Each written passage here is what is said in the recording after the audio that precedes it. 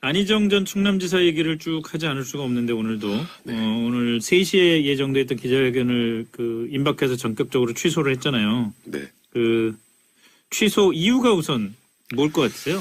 일단 뭐 표면적인 취소 이유는 이건 검찰 수사에 먼저 적절히 응해야 하는 게 맞는 것 네, 같다. 그렇게 그리고 얘기했죠. 검찰이 좀 빨리 불러줬으면 좋겠다 이렇게 했는데 네.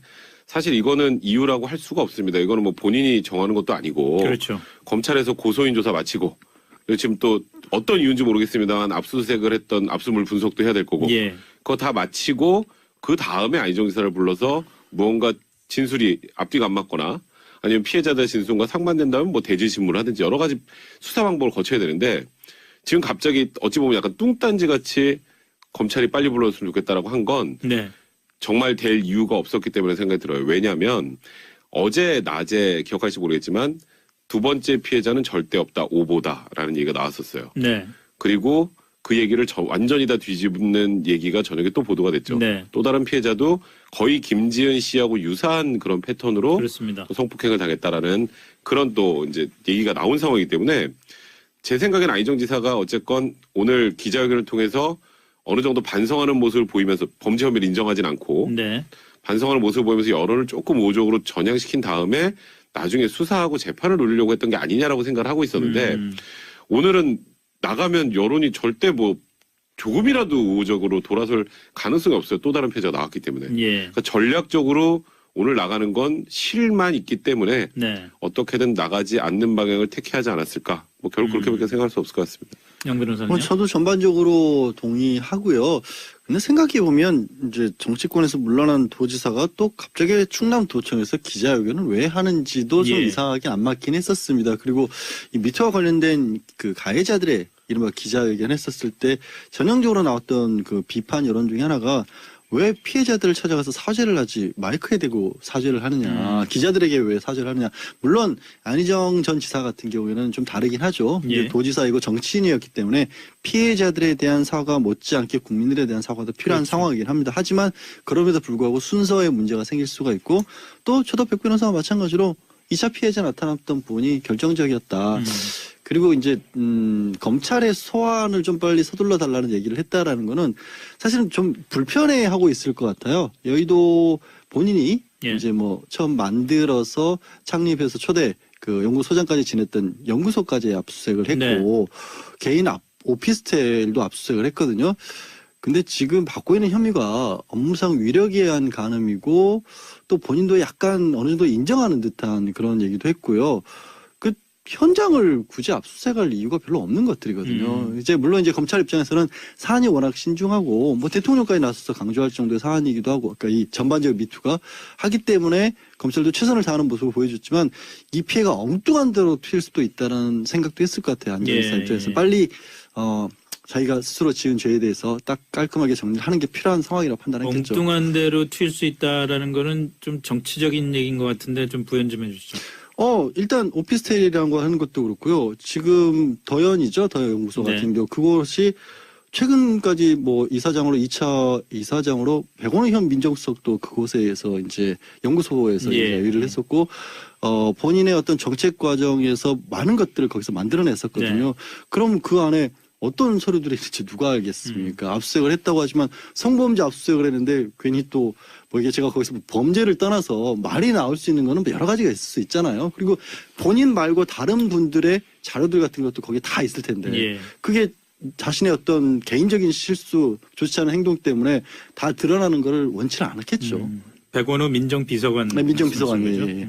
압수수색 관련해서 잠시 뒤에 좀 얘기를 하고요. 그렇다면은 오늘 그 기자회견을 취소한 게 잘한 겁니까? 왜냐하면 정치권에서는 좀 더 다른 얘기도 나온단 말이에요, 지금. 근데 사실 훨씬 여론을 안 좋게 만든 것 같아요. 오히려. 여론도 그렇고 정치권 그 대응도 반응도 마찬가지고요. 예. 왜냐하면 이게 그 안희정 지사 측에서 나온 오늘 기자회견을 취소한 이유가 너무 말이 안 되기 때문이거든요. 그러니까 이거는 그냥 피해자 하나 더 나왔으니까 어떻게 방법이 없네? 밖에 안 보여요. 네. 그러니까 이게 정말 제대로 된 사과를 하려고 나오는 게 아니라 어떻게든 조금이라도 국민들의 분노를 잠재우고 법정 대응하려는 전략이었는데 그 전략이 틀어지니까 나한테 불리하니까 안 나와. 이런 느낌이 강했단 말이에요. 그러니까 지금 사실 국민들이 원하는 건 물론 안희정 지사가 이걸 사과를 잘한다고 해서 뭐 다시 정치 재기한다거나 그럴 가능성이 희박해 보이지만 예. 그래도 뭔가 안희정 지사가 솔직하게 자신의 잘못을 시인하는 모습을 기자회견을 통해서 보고 싶었던 국민들 입장에서는 야 이게 전략과 안 맞는다고 국민들하고 그래도 또 약속까지 한 건데 예. 이걸 또 틀고 안 나오나? 거기다 안희정 지사가 그동안 보여줬던 좀 그간의 반듯한 이미지나 이런 것과 정반대되는 일들이 계속 반복되다 보니까 오늘 기자회견을 하지 않은 것 물론 해도 뭐 할 말이 없던 상황이긴 했지만 그래도 약속이었으니 나와서 사죄하는 모습을 보였으면 차라리 2차 피해자로 나왔던 그 피해 여성 지금 누군지는 알 수 없이 실명 밝히지 않고 그냥 A씨라고 편의상하면요. 그 A씨에 대해서도 최소한 사죄한다 사과한다라는 정도의 메시지는 나오고 예. 뭐 취소를 한다던가 그랬어야 되는데 그에 대해서는 일절 지금 반응이 없는 상황이란 말입니다. 그런 것이 좀 어찌 보면 악수라고 봐야 될 것 같습니다. 동의하십니까? 뭐 다르게 할 것이 없고요. 언론에 나오고 있는 것 중에서 이제 조금 조심스럽게 나오는 다뤄줘야 될 부분 같은 경우는 이제 주변의 안전지사를 이전에 지지했던 모임이라든가 아니면 네. 뭐 공무원분들이라든가 언론의 익명을 통해서 좀 애초에 잘못된 분이었다. 그런데 포장된 이미지였다라는 얘기 보도가 나오고 있거든요. 근데 예. 이거는 저는 사건의 본질과는 상관없이 또 정치적으로 바뀌는 보도인 것 같아요. 이거 안전지사가 이미지만 그럴듯하게 만들었지 일은 실제로 그렇게 안 했다. 이런 얘기들이 확인도 안 된 주장들이 막 나오고 예, 있거든요. 예. 그런 얘기들이 나오기 시작하면 왜 안 된다고 하냐면 안전지사 개인에 대한 어떤 정치적 공격으로 끝나는 게 아니라 그렇게 하는 순간 이 미투 운동 본질 자체가 넘어가는 겁니다. 이제 프레임이 네, 바뀌는 네. 거예요. 그러면서 누군가는 그걸 써먹으려고 하고 있고 누군가는 그것을 막아야 되고 당장 대표진 여기가 박수현 전 대변인 같은 경우가 원래 문제가 되지 않았던 사안을 갑자기 예전에 다들 알고 있었으나 이건 전혀 문제될 사안이 아니다라고 넘어갔던 부분들을 꺼내가지고 뭐 내연녀를 지방선거에 공천했다. 네, 이 그런 얘기들이거든요. 근데 있을 수 없는 얘기잖아요. 사실 예, 청와대 예. 대변인이 그런 일을 했다가 무슨 그걸 가지고 뭐 야권에서 가만히 있겠습니까? 아니면 인사검증에서 그게 통과가 됐겠어요? 네. 당연히 상식적으로 말도 안 되는 얘기인데도 이게 정치적 공세로 가면 그런 일들이 벌어지고 끊임없이 이어지죠. 이제는 이거는 뭐 그냥 누구는 이랬다 하더라 하면서 백성문 변호사도 저 안희정 씨랑 가까웠대 친구래 둘이 같이 다니더라 이러면 그 순간에 끝나는 이런 일들이 벌어질 수 있거든요. 그건 막아야 된다고 저는 그거는 봅니다. 분명히 차단을 해야죠. 알겠습니다. 그런데 아까도 잠깐 그 양절 변호사가 얘기하셨지만 그 사실은 이런 사건에서 뭐 아주 비중 있는 정치인이긴 합니다만 이런 사건에서 검찰이 그 성폭행 가해자의 혐의를 받고 있는 사람에 대해서 압수수색을 들어간다? 이건 좀 굉장히 이례적인 것 같아요. 저도 제가 아까 처음에 모두의 설명을 드릴 때 좀 이해할 수 없는 압수수색 표를 썼었는데 예. 만약에 이건 가정입니다. 안희정 지사가 처음에 나는 김진 씨랑 성관계한 적이 없습니다. 예. 라고 아예 부인했다고 가정을 해보죠. 그러면 최소한 그날 그 건물 안에 둘이 있었는지를 확인하는 정도. 예. 그러니까 1층 출입구에 CCTV를 확보하는 거 그거 확보했다고 하더라고요. 그거 확보하는 거 말고 그 오피스텔 안에서 도대체 뭐 건질 수 있는 게 뭐가 있을까요? 이게 지금 하루 이틀 전에 일어난 사건이 아니잖아요. 그렇죠. 그러면 그곳에서 언제 일어났는지는 사실 정확하진 않지만 아무리 최근이라고 해도 지금 열흘이 훨씬 지났죠. 예. 2월 25일이 마지막이라고 했으니까. 그럼 남아있을 게 없거든요. 그러니까 이제 뭔가 이게 그 예를 들어서 이제 성폭행 강간이었다. 네. 그렇다면 이제 뭐 관련해서 무슨 뭐 피자국이 있다거나 예를 들어서. 예. 근데 이거는 위력에 의한 간음이라는 건 폭행 협박이 없이 그렇죠. 본인의 지위를 이용해서 한 거기 때문에 그곳에 무슨 동영상이 남아있지 않는 이상은 아무 의미가 없는데 그래서 저는 개인적으로 생각할 때 그냥 검찰이 좀 더 신중하게 실제 이 내용이 맞는지 차근차근 검토해 본다는 그런 의미로 그날 그 건물에 진짜 그 둘이 있었던 게 확인이 되는지 이걸 위해서 했다고 밖에는 생각할 수 근데 없는데 그럴 거면은 좀- CCTV만 좀- 확인해 보면 되는 거 아니에요? 그러니까 그 CCTV를 오늘 가져온 거거든요. 근데 압수수색도 굉장히 오래 했어요. 오늘 새벽 1시까지 했거든요. 예. 사실 저는 그래서 이걸 또 검찰에 보여주기라고 하면 검찰도 굉장히 그러실 것 같아서 좀 무언가 이것저것 다 확인해 볼 필요가 있지 않았을까라고 그냥 최대한 좋게 생각해 볼 수밖에 없는 것 같습니다. 영장 하루 만에 잘 안 나오잖아요. 아니, 뭐, 영장이 법원 영장이 하루 만에 잘 안 나오고 검찰 요즘 얼마나 바빠요. 요즘 굉장히 바쁘죠. 바쁘지 않습니까? 다음 주에 지금 전직 대통령도 불러야 그러니까. 되는 와중에 그러니까 물론 국민들에게 큰 충격이긴 하지만 사건 하나만 놓고 봤을 때 냉정하게 예. 현재 법정형으로 따져서 5년 이하 징역 혐의입니다. 예. 저는 이 5년 이하 징역형인 법정인 범죄를 압수수색을 한다는 얘기, 더군다나 성범죄, 그 다음에 백 변호사 말한 것처럼 어떤 흔적이 중요하지 않은 법정. 네. 흔적이 중요한 게 아니잖아요. 이거는 네. 지위, 고하. 그 피해를 주장하는 분 마맞다나 나는 마지못해 응했다. 응했다라고 얘기하고 있는 거거든요. 네. 그래서 그리고 더 한 거는 참- 안희정 지사도 부적절한 성관계는 인정을 했잖아요. 그렇죠. 그러면은 사실 거기 간 걸 확인할 필요가 별로 없는데 이제 아주 100번 양보하면 이런 건 있을 수 있죠. 나중에라도 안 지사가 말을 바꿔서 난 거기 들어간 적도 없다. 이런 식으로 나오면 이제 곤란해지니까 신중하기 위해서 확보할 필요성까지는 있는데 좀 예 그렇습니다.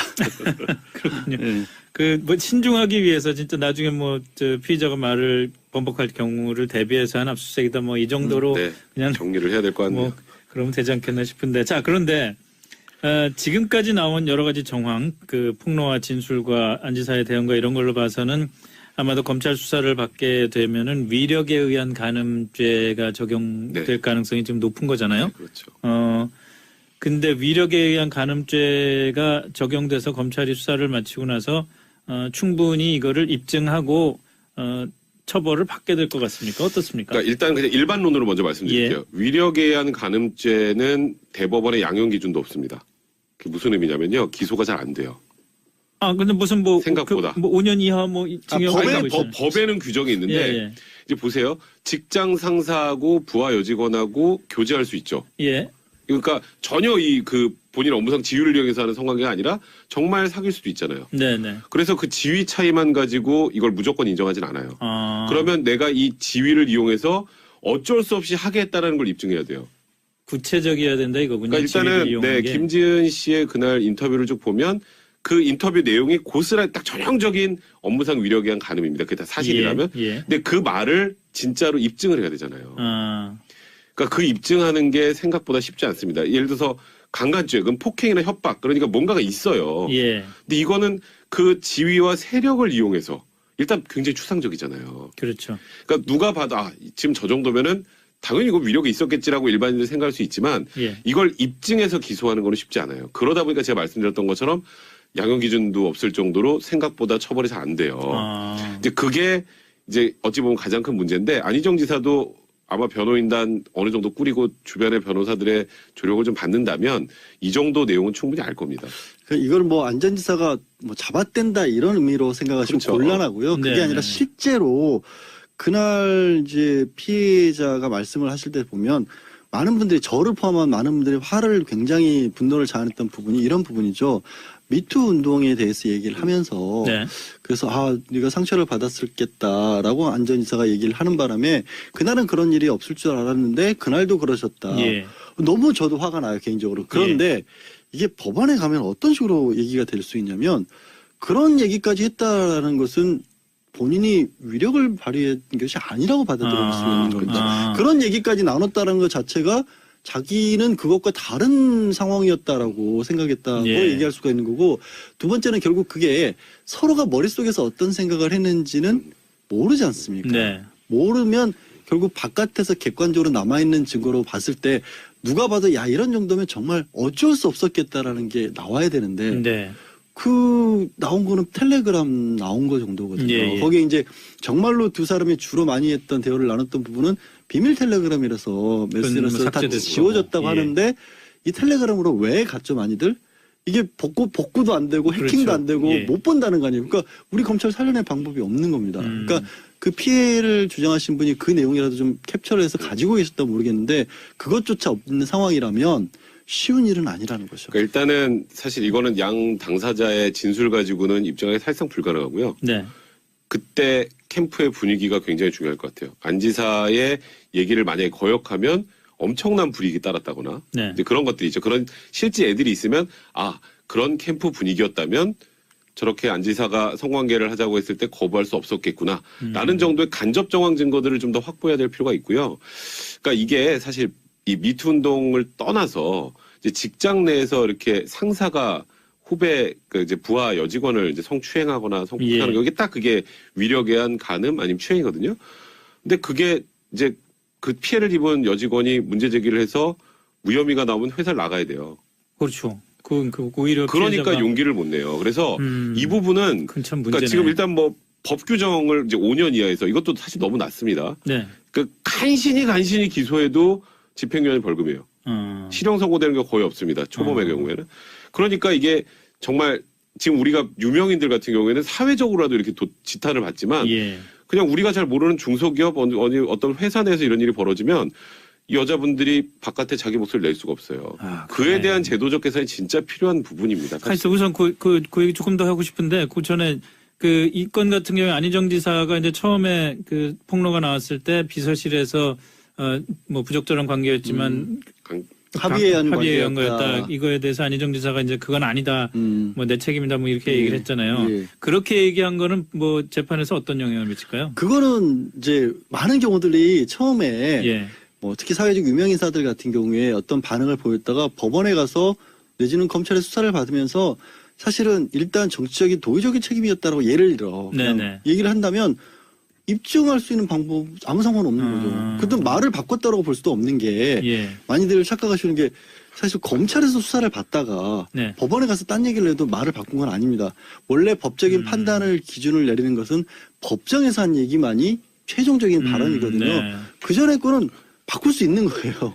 게다가 누가 물어보지도 않았잖아요. 그게 여러 가지로 해석될 여지가 있기 때문에 그 하나만 가지고 뭐 불리하다 이렇게 보기는 어렵죠. 그러니까 어떤 분들이 그렇군요. 그거를요 자백이라고 생각하시더라고요. 아, 글쎄 처음에 얼핏 듣기에는 야, 뭐 이걸 증거 스스로 자백을 하네. 뭐 이런 느낌까지 비서실의 들었어요. 얘기는 잘못이다. 모두 내 책임이다. 예. 거기에 내 위력을 사용했다 이런 얘기 있나요? 내 없죠. 지위를 이용했다 이런 거 없잖아요. 예. 그냥 그 당시에는 정치인으로서 정책 책임을 져야 되기 때문에 변명하고 싶지 않았다. 이러면 끝이에요. 그러니까 그거는 법률적으로 의미 없는 정책 수사밖에 되지 않습니다. 이 위력에 의한 간호 아까 백 변호사 얘기를 좀 더 네. 이어서 얘기를 해보자면은 오늘 정부도 뭐 권력형 성범죄 형량을 뭐 높이겠다. 네. 결국 권력형 성범죄라는 게 이 위력에 의한 간음이 네, 그렇죠. 이제 대표적인 건데 그 뭐 형량 늘려봤자 지금 그 법 현실에서는 별 소용이 없는 거네요. 그럼. 그러니까 저는 그게 좀 걱정이에요. 일단은 최소한 뭐 징역 5년 이하에서 10년 이하로 올리는 것 부분은 저도 전적으로 동의합니다. 네. 제가 이 미투 운동 터질 때부터 했던 얘기예요. 이 네. 얘기는 위력에 의한 간음죄는 형량이 낮아서 실제로 인정이 돼도 집행유예 이상 나오는 경우가 거의 없는데 그러면 직장 내에서 용기 있게 성폭력 피해를 고발한 사람은 나중에 회사에서 꽃뱀 됩니다. 잘못하면. 예. 회사에 좀 이렇게 회사만 흔들었다는 얘기가 나오거든요. 그러니까 일단 이 피해 여성을 보호할 수 있는 장치를 먼저 만들어야 돼요. 그렇겠네요. 예, 그리고 이게 또 하나가 또 사실적시한 명예훼손죄도 지금 이제 피해 안 보게 하겠다는 것도 오늘 지금 골자로 좀 나오고 있는 그렇죠. 것 같은데 이제 어떻게든 이 미투 운동이 지금 유명인들을 그냥 사회적으로 비난하고 끌어내는 걸로 끝나면은 이건 안 하니만 못해요. 진짜 미투를 하고 싶어도 못하는 수많은 수많은 피해자들이 여성분들을 일반 피해자분들을 직장에서. 어떻게 보호해 줄 수 있는가? 직장 내에서 문제 제기를 했을 때 저거 또 저 괜히 회사 놔두고 저 이 사람 진로 막는 거 아니야? 그리고 그 여자분이 오히려 피해를 보고 꽃뱀으로 몰리고 그리고 나서 오히려 본인이 퇴사를 하는 경우가 많아요. 네. 이제 그런 걸 막아줄 수 있는 제도 장치 이거는 제가 그렇게까지 똑똑하지 않아 잘 모르겠으니까 그 정치권도 그렇고 그리고 지금 이런 부분에 대해서 전문가분들 많이 있지 않습니까? 네. 그런 분들이 머리를 맞대서 피해자를 어떻게 보호할지 그런 방법을 찾는 게 우선이라는 생각이 듭니다. 이렇게 보여주는 걸 우리 형량만 올리겠습니다 정도로 끝낼 것이 아니죠. 야, 그건 진짜 제도 갖고는 참 안 될 텐데. 일단 그건 분위기의 저는 문제인데. 형량을 올리는 건 오히려 반대예요. 아, 그래요? 그러니까 형량을 올리는 게 반대라는 게 어떤 의미냐면 엄중 처벌적으로는 우리는 가는데 항상 그렇죠. 예, 성범죄의 유형에 따른 자세한 촘촘한 그물망을 짜야 돼요. 단적으로 말해서 벌금 내지는 몇십만 원의 벌금을 매길 수 있는 성범죄지만 네. 과태료 10만 원, 20만 원 매길 수 있는 것도 매겨야 돼요. 그렇게 밑에서부터 정도별로 쭉 나서 경범죄 수준, 중범죄 수준, 정말 극악범죄 수준 이렇게 나눠놔서 예. 그렇게 해야 경찰이나 검찰에서 수사를 해서 법 적용하기 쉬워요. 예. 지금처럼 딱 위력에 의한 간음죄 10년을 적용할 정도의 범죄면요 서로 엄청나게 다투고 엄청나게 힘들어집니다. 아주 쉽게 적용을 안 해요. 예, 예. 맞는 쪽에서도 마찬가지잖아요.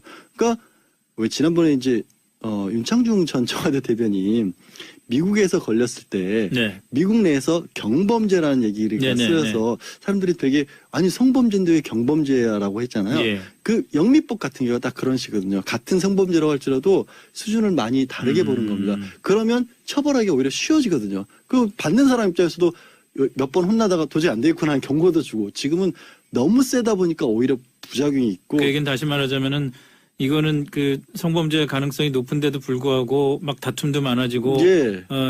그 너무 센 그 형량을 적용하기는 좀 그렇다라고 아니 판단될 수사기관 때는 입장에서도 그냥 이번에 최근 오늘 여성의 날인데 이런 예. 거죠.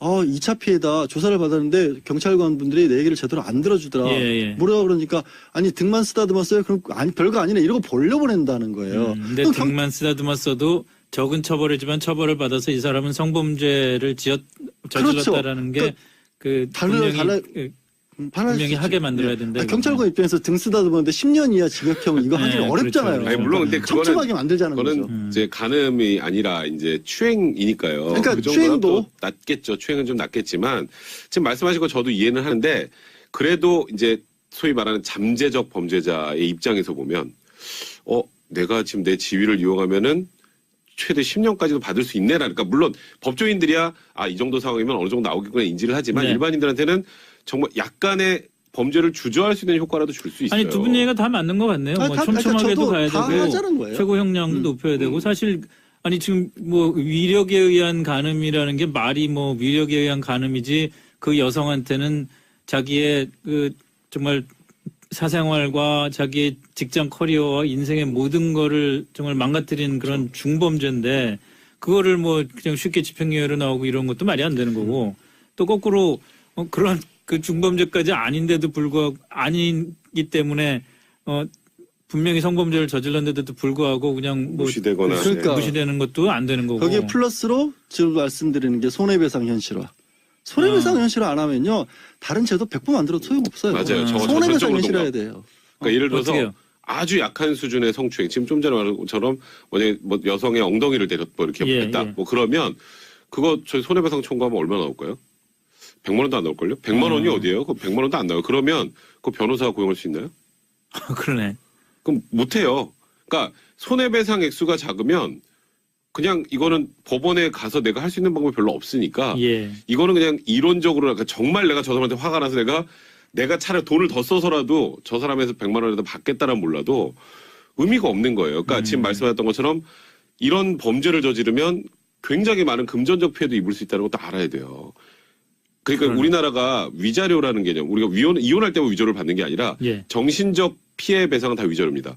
얼마 재산이 내가 이 스피커를 도둑맞았으면 이 스피커 가격을 받는 그런 물적 손해가 아니라 내 머릿속 가슴 속으로 있는 손해는 금액이 산정이 안 되잖아요. 예. 근데 미국은 굉장히 세요. 위자료 아. 잘못 걸리면 그냥 폐가 망신합니다. 그건 새로운 얘기네. 근데 우리나라는 위자료 정말 제가 봐도 이거 극악무도한 정도의 상황이 돼도 5천만 원은 거의 못 봤어요. 아. 5천만 원이면 거의 정말 이례적인 판결이라는 얘기가 나와요. 뉴스에 나가요. 그 그러니까 정도면. 성폭행을 해도 1,000만 원이 잘 안 넘습니다. 그래요? 그러니까 이런 것들을 현실화하는 것도 현실화라는 게 내가 이런 일을 하다가 잘못되면 그냥 뭐 집행유예이고 뭐 정과 남는 게 아니라 엄청나게 배상 책임을 져야 되네라는 인식을 줄 수 있는 그런 손해배상 제도도 좀 바꿀 필요가 분명히 있습니다. 알겠습니다. 오늘 많이 배웠네. 보니까 그 형량도 높여야 되고 그다음에 정말 촘촘하게 작은 성범죄부터 큰 성범죄까지 성범죄를 저지르면 무조건 처벌을 받는다는 그런 인식도 높여야 되고 손해배상도 그 정도인지 정말 몰랐네요.